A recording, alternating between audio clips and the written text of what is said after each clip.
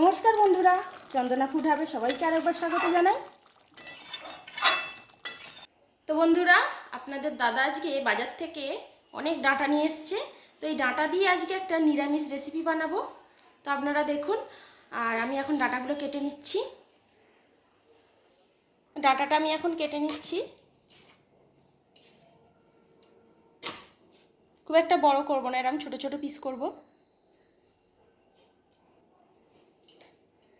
তো বন্ধুরা, আপনাদের একটা কথা বলি, অনেকেই হয়তো ভিডিও দেখছেন কিন্তু লাইক বা কমেন্ট করছেন না।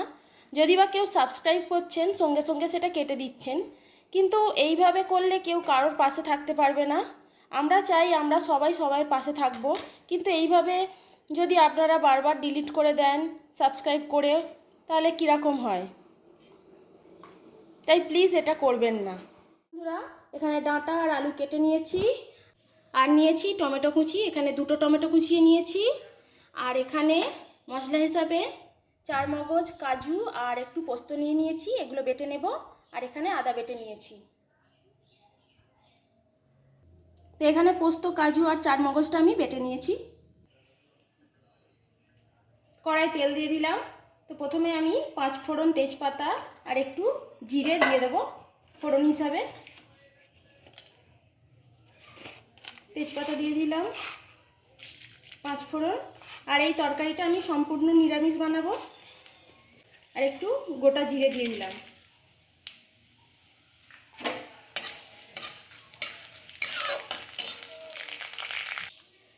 এবার আমি আলুগুলো দিয়ে দিচ্ছি।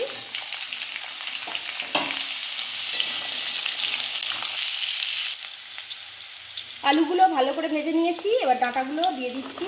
ডাঁটাগুলো দিয়েও কিন্তু ভেজে নিতে হবে ভালো করে।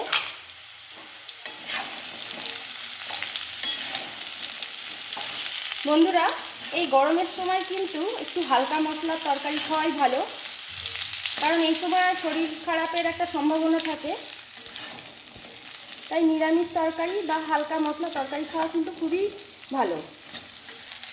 এবার টমেটো কুচিগুলো দিয়ে দিচ্ছি।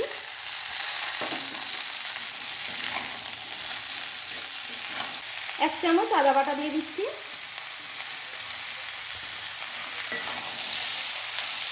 এটা আমি আলাদা করে সাঁতলাবো না, সব কিছুই একসঙ্গে দিয়ে আমি খুব ভালো করে কষিয়ে নেব। এবার হলুদ দিয়ে দিচ্ছি, লঙ্কা গুঁড়ো।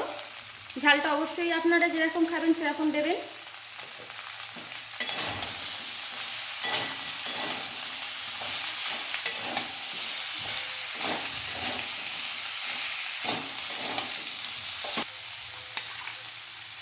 এবার এই মশলার বাটাটা দিয়ে দিচ্ছি। এমনিতেই বন্ধুরা, পোস্ত বাটা দিয়ে যে কোনো তরকারি করলেই খেতে ভালো লাগে। আর এটাতে তো কাজু, পোস্ত, 4 মগজ সব কিছুই আছে, খেতে অসাধারণ লাগবে। এবার পরিমাণ মতো লবণ দিয়ে দিলাম।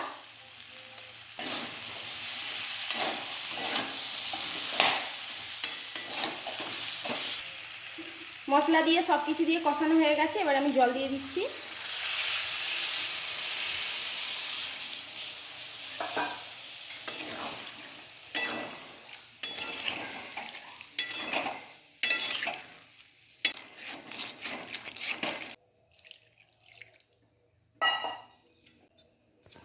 তো দেখুন বন্ধুরা, কালারটা কত সুন্দর এসছে। এবার আমি সেদ্ধ হওয়ার জন্য একটু চাপা দিয়ে দিচ্ছি।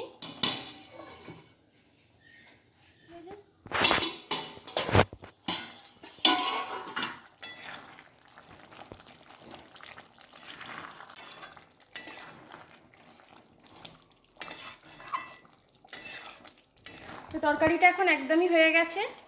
দেখুন কত সুন্দর মাখা মাখা তরকারিটা হয়েছে। আর এর মধ্যে আমি এখন 2টো গোটা এলাচ দিয়ে দিচ্ছি, একটু মুখটা ফাটিয়ে দিয়েছি। স্বাদ মতন অল্প করে চিনি দিচ্ছি।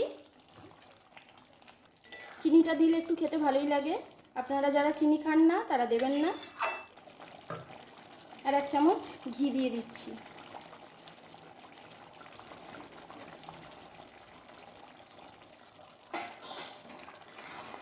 তরকারিটা একদম রেডি। তো বন্ধুরা, নিরামিষ ডাঁটার তরকারি একদম রেডি। এইভাবে একবার বাড়িতে করে খান, অসাধারণ খেতে লাগবে। আর আজকের রেসিপিটা যদি ভালো লাগে তাহলে প্লিজ লাইক, শেয়ার এবং সাবস্ক্রাইব করে আমার পাশে অবশ্যই থাকবেন। সবাই সুস্থ থাকুন, ভালো থাকুন। ধন্যবাদ বন্ধুরা।